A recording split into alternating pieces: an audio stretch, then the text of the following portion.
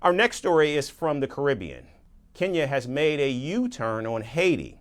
After agreeing to deploy troops to the violence-stricken nation, Kenyan President William Ruto's government has now halted the move. Meanwhile, armed gangs led by Jimmy Cherizier continue their rampage with no replacement in sight for Prime Minister Ariel. Haitians are hoping for the storm to pass as Kenya does an abrupt about-face. Our report takes you inside.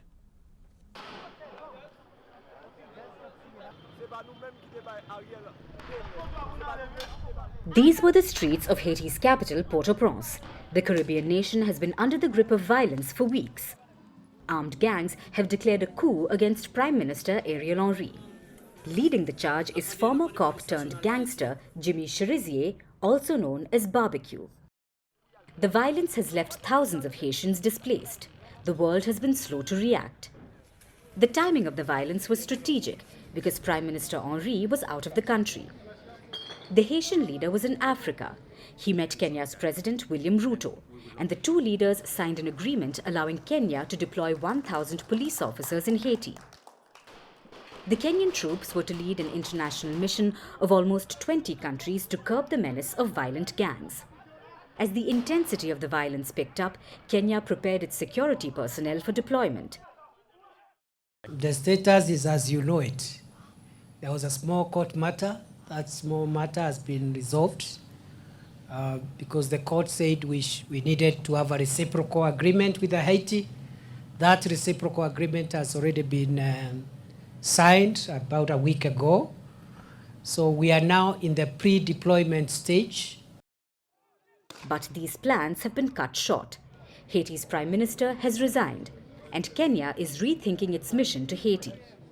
President Ruto's government has put a halt on the deployment of its troops, and this has gotten widespread support from Kenyans. We insist even in things which are illegal. So I thank God because it has come to an end, because now it has been stopped. So our children who are going to be killed outside now are safe. Our police, our government, they are not ready for that. Yes, I think they should train our people, our police. Then after that, they can look at it and then they go back there.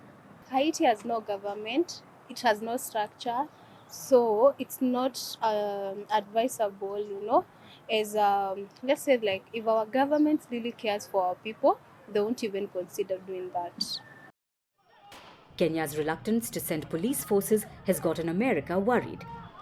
U.S. Secretary of State Antony Blinken has confirmed that Kenya's halt on deployment is a temporary measure. I was on the phone this morning with President Ruto of Kenya, who confirmed Kenya's preparedness to lead that mission.